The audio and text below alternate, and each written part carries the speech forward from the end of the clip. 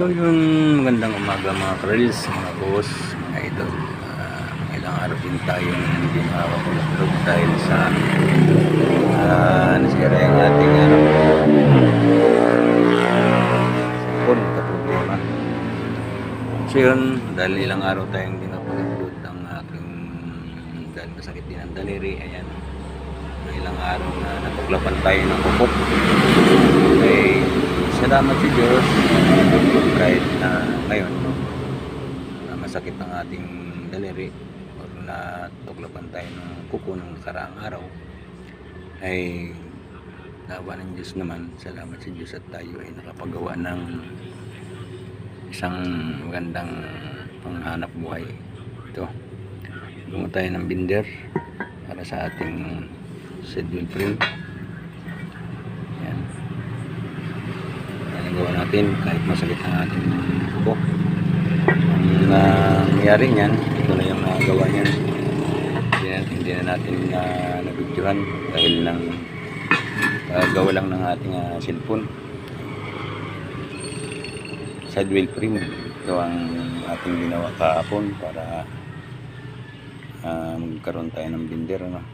Kaya salamat sa Diyos at kahit masakit yung daliri natin, nakabuo ulit tayo ng ganito. Itong binder na nagawa ko ay para yan ito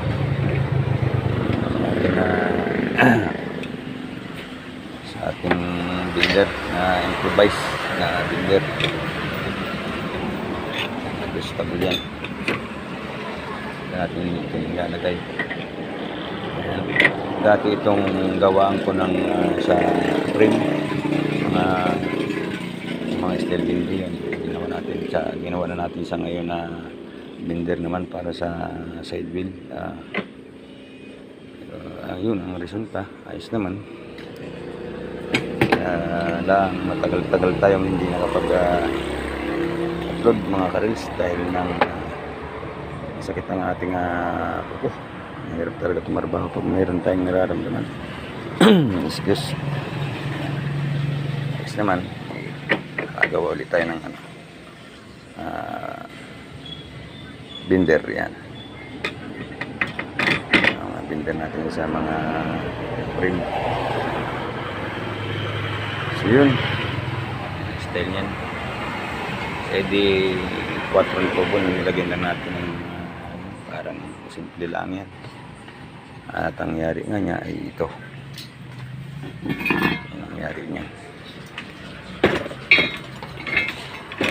siguro naman hindi naman siguro masagawa kahit makita ng ating mga magagawa ng sidecar yan, ay alam na nila yan kung paano gawin.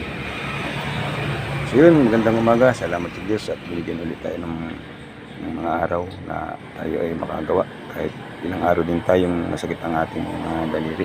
Daliri lang pala kasi isang daliri lang ang masakit, pero pag masakit ang isang daliri, damay na ang buong katawan.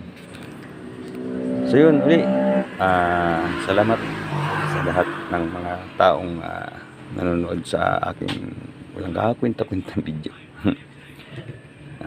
Ito yung aking bagong nagawa para lang sa ating kaunting kaalaman mga idol.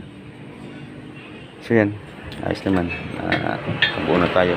Gawin lang natin ito ng ulong, ang side wheel frame. Hanggang dito na lang uli. Salamat sa inyo. Ingat palagi. Samahan kayo ng Panginoon sa bawat gawa ng mga idol.